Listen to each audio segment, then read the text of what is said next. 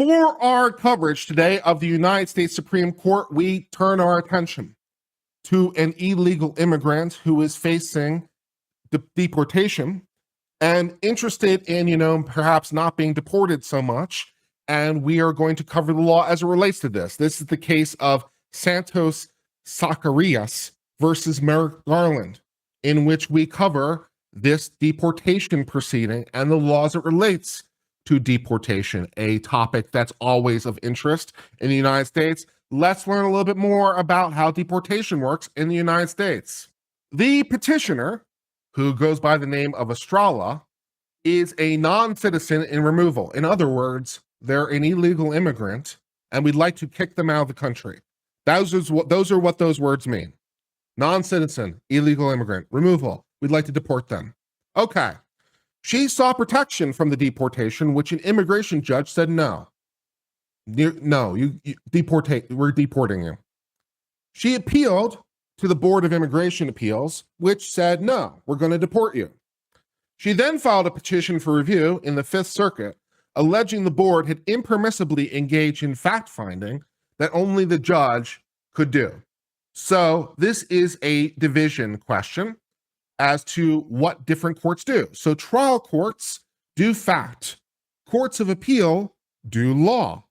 Okay? You don't bring new facts into appeal. All right? Your ability to bring new facts into appeal are extremely limited. Okay? To the point of almost non-existence. If you want to fight over facts, you do it at trial. If you want to fight over law, you do it on appeal. That's what that's for. So this person says, okay, the problem is that the appellate board in the immigration did fact-finding. They did what a trial does, and that's not what they're supposed to do. They're not supposed to do facts. They're supposed to do law, but they did facts in a way that's improper, okay? That's what she's alleging. The law that's on issue says, the Fifth Circuit said, rather, that she had not satisfied her exhaustion requirements. So the Fifth Circuit says, we're not going to hear your appeal at this time because you need to do administrative remedies first. The board is an administrative board. Okay, they're an appellate board, but they're administrative. So your complaint is administrative in nature because the administration did it bad. The first thing you have to do is ask them for relief. You have to exhaust your administrative remedies, and you didn't do that. So the Fifth Circuit says, go away, ask them for relief, and then maybe come back. All right, the relevant law provides that a court, such as the Fifth Circuit, for example, may review a final order of deportation only if the alien, the illegal immigrant, has exhausted all administrative remedies. So, as is typical in federal law, you can't go to court until you exhaust all administrative remedies. This is not necessarily true in state law, but it is in federal law. If you want something, you got to ask the administration first, because the idea, of course, being if they give you what you want, then there's no reason for a court to get involved. And administrative agencies have different levels of review internally, so they have their own internal appeal processes. So you got to go do that first. And so the relevant law says, go do the administrative appeals, which is pretty typical in federal law. The Fifth Circuit raised this issue on its own. So the Fifth Circuit said, okay, you failed to do the administrative remedies, but that wasn't an argument that anyone asked the court to do. They just brought it up themselves. They said, okay, you can't do this because you need to do exhaustive remedies. And we're deciding that even though no one asked us that question, we're just telling you. All right. They made that decision on the basis that the exhaustion requirement was jurisdictional in its nature. So that would be a proper thing for a court to review. It's a question of subject matter jurisdiction, okay? Which incidentally is one, if not the only issue I know of that you can raise at any time, at any level of appeal, no matter what, right? We normally cover the concept of appeals, of you use it or you lose it, right? We normally cover this concept of you either object at the time and you preserve your objections or you can't raise it again. We have often covered cases on appeal where someone's like, hey, a mistake happened below. And the court is like, did you tell the court below about it? And they're like, nah. And the appeal court's like, we're not going to consider it. You have to bring it up and preserve your issues. If you don't, they go away forever, right? But subject matter jurisdiction is probably the only issue that's not like that. It is the exception because subject matter jurisdiction goes fundamentally to the power of the court to hear the issue, period, which of course would be also true of the Court of Appeals, incidentally, or the Supreme Court, because if they don't have power, then obviously they don't have power. So you can raise it anytime, at any level, even if you never brought it up before. It's unique in that respect. And also courts are required to consider subject matter jurisdiction on their own. So the Fifth Circuit saying we don't have subject matter jurisdiction is a thing courts are supposed to do. They're supposed to do that. Like if we don't have subject matter, we can't do it. The fact that no one brought it up, we have to bring it up ourselves. And incidentally, this has actually happened before at the US Supreme Court as well. It has actually happened before where the US Supreme Court themselves, sua sponte, on their own initiative, brought up the issue of subject matter jurisdiction, which hadn't been raised at any level of appeal at any time. They just said, hey, although no one brought it up ever, we don't have jurisdiction. In fact, the Court of Appeals didn't have jurisdiction, and the trial court didn't have jurisdiction, so this whole case never happened at all. The entire case just goes poof completely because the courts never had power. So that's what the Fifth Circuit is doing. Okay, so they're saying this is jurisdictional in nature. And because the Fifth Circuit concluded that this individual had failed to exhaust it, then we literally don't have power to hear the case. We have no power. All right, so that's the issue. All right, is this a jurisdictional requirement? Is the issue jurisdictional in its nature? Is the fact that they failed to exhaust administrative remedies a question of jurisdiction? If it is, then that raises a whole new level of problems. If not, less problems. So which way does that go? The Supreme Court says in this particular instance, the exhaustion requirement is not jurisdictional in its nature. So it's not a subject matter jurisdiction problem. So you made the wrong conclusion, Fifth Circuit. It's not that you didn't have power, period. Maybe something else, but not this. All right. Jurisdictional prescriptions set the bounds of a court's adjudication authority, while non-jurisdiction rules govern how courts operate within those bounds. So one issue is where are the boundary lines? The other issue is what do you do when you're inside those boundary lines? So if you think about this like a piece of property, right? A piece of land, question number one would be like, where are the boundaries of your land? That would be a really good thing to know. Question number two, once you define the boundaries of your land, what are you allowed to do within them? Like, what can you mine? Can you build a house? Can you build a factory? What are you allowed to do on your land? But where your land is obviously kind of more important. So that's the difference. Where's your land versus what can you do? The jurisdictional tag carries potentially harsh consequences, yes, because if it's not within your boundaries, obviously you have no power of any description. What are you allowed to build on your non-land? What are you allowed to build on your non-property? This question doesn't make any sense. It doesn't make any sense for the courts either. So if it's jurisdictional, it's like you're asking fundamentally dumb questions. So yes, it can carry pretty harsh consequences. And as the Supreme Court notes, and quite properly, courts must enforce these boundary line problems sua sponte. They sure do. They must do this. So if it's boundary line, yes. Even if that, of course, forces a litigant's forfeiture or waiver. So yes, this can be quite harsh.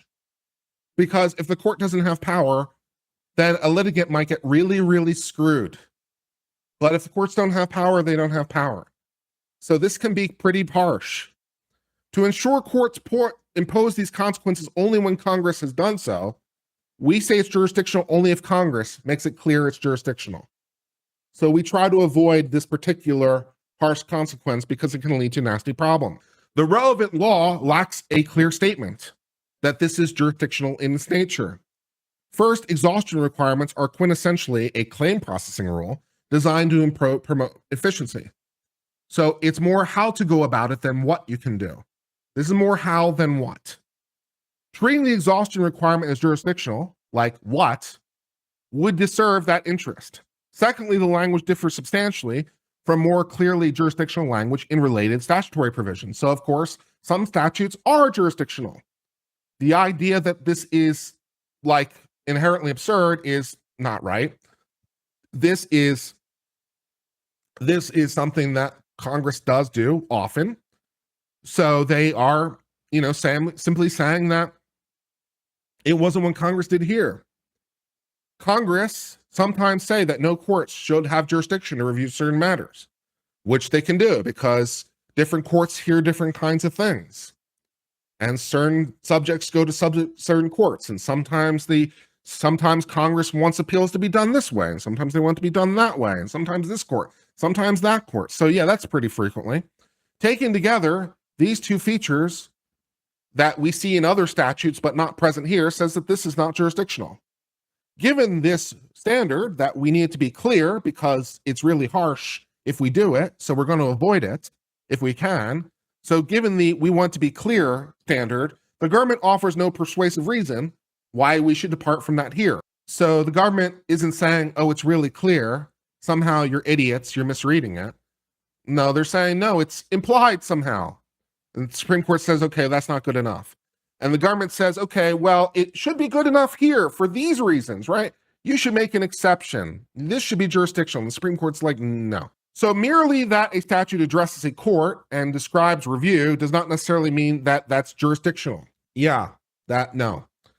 Secondly, the government fails to show the law clearly carries forward any understanding that a prior version was jurisdictional. So assuming that some prior version of this statute was jurisdictional in its nature, Congress changed the law in a way that no longer makes it clear, which kind of suggests inherently, by the way, that Congress didn't want to be jurisdictional, because normally when Congress changes language, they want to change it from something to something else, right? So if Congress, assuming the prior version of the language was jurisdictional, and they dropped the language, it would be a bit of a strange conclusion to conclude that Congress really wanted this new version to be jurisdictional. Because otherwise, why did they amend it out? So that would be a strange conclusion to draw. And no, we're not going to do that because that would be dumb. Finally, the placement within the statute is insufficient to say that it's jurisdictional. The relevant law does not require non-citizens to request discretionary forms of review like reconsideration. So you do not have to do that. The relevant law doesn't require you to seek reconsideration. If it did, then, fine, but it doesn't. So the decision from the board was final. You could have asked for further review, but you don't have to. It'd be like asking a court of appeals for en banc before going to the Supreme Court. You don't have to. The decision from the court of appeals is final.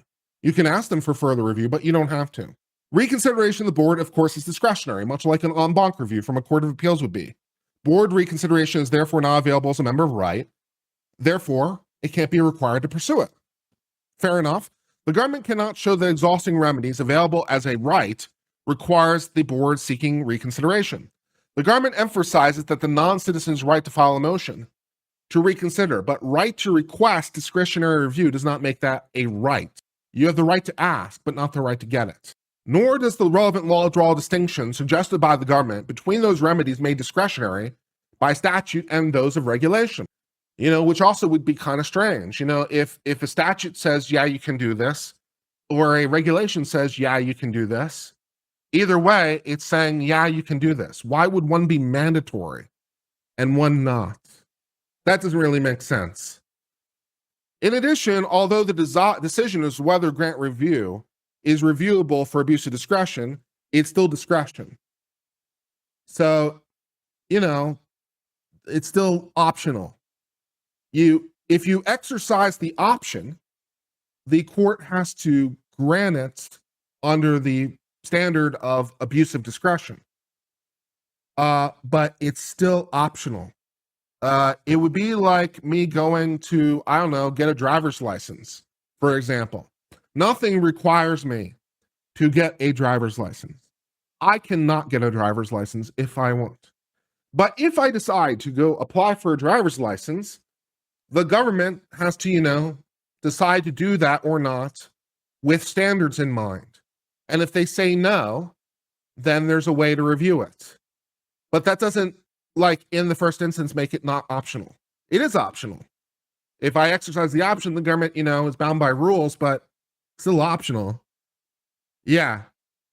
Non-citizens would need to seek reconsideration in every case if this was mandatory, but it's not. Yet the statute is designed around pursuing judicial review. So if we said this was mandatory, everyone would have to do it.